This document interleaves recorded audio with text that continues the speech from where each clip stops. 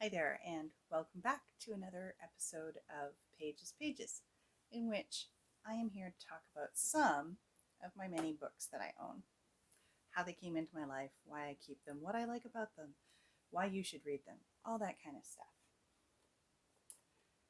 So, my next book came into my life in a strange and unexpected way.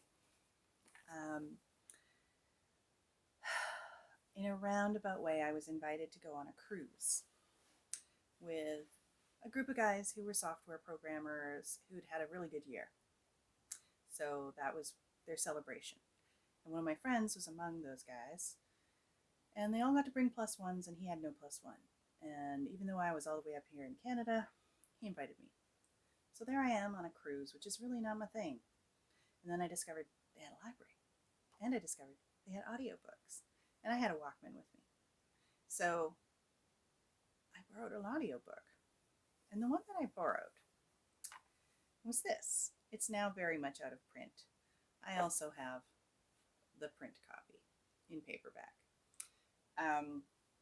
The book is Haroun and the Sea of Stories by Salman Rushdie. And if you ask me what my favorite book is, this is the answer I will give you. Because it is an amazing book to read to your child.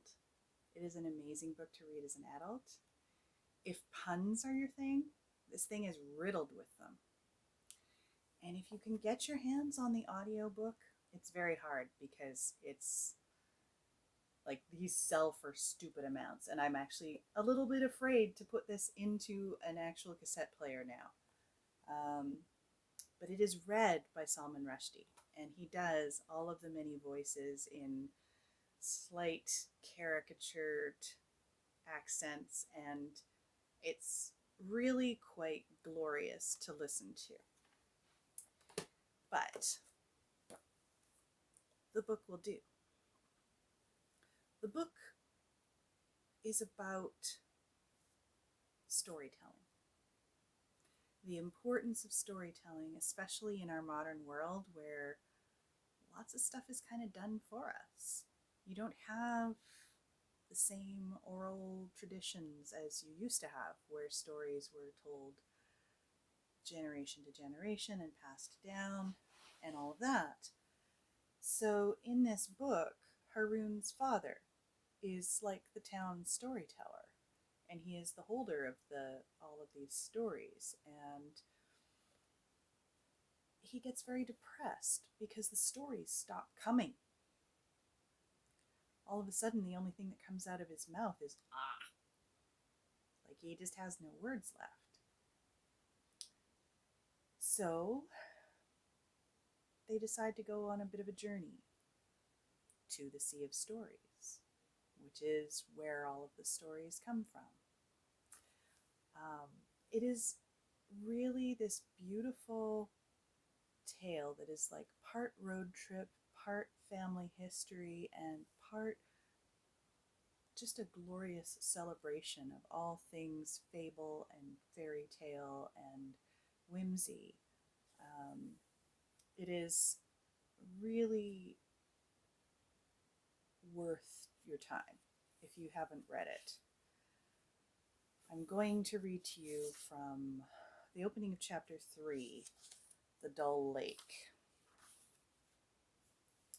Haroun had already smelled unhappiness on the night air, and this sudden mist positively stank of sadness and gloom.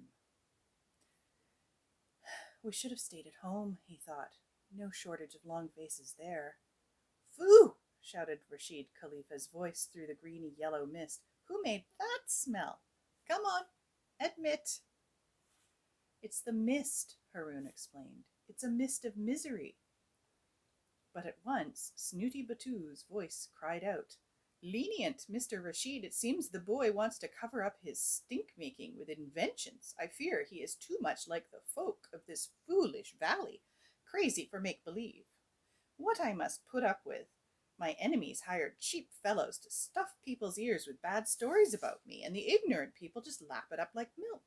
For this reason, I have turned, eloquent Mr. Rashid, to you. You will tell happy stories, praising stories, and the people will believe you and be happy and vote for me.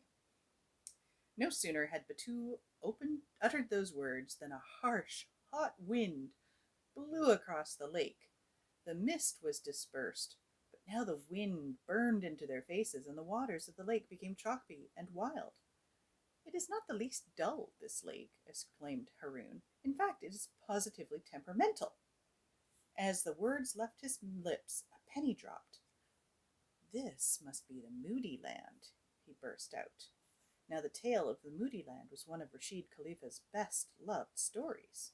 It was the story of a magical country that changed constantly according to the moods of its inhabitants. So that gives you just a tiny taste of Haroun.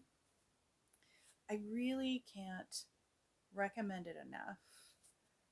If you are looking, it's not very big. If you're looking for something to read out loud to your partner, to your child,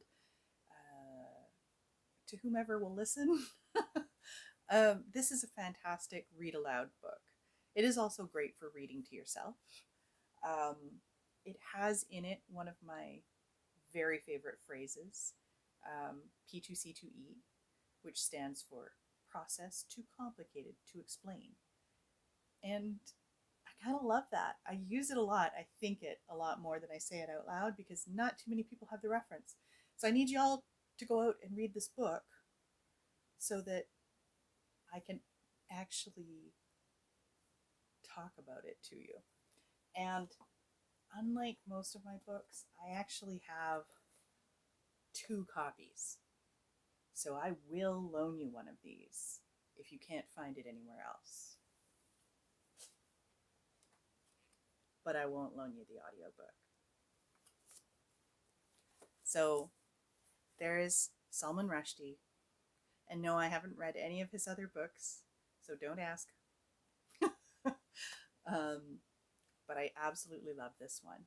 And for that gift, I am truly thankful. And that's all for this time. I hope you'll come back, and I hope you're enjoying these. Hit subscribe and all that good stuff if you want to hear more. And if you don't, why are you here? Cheers.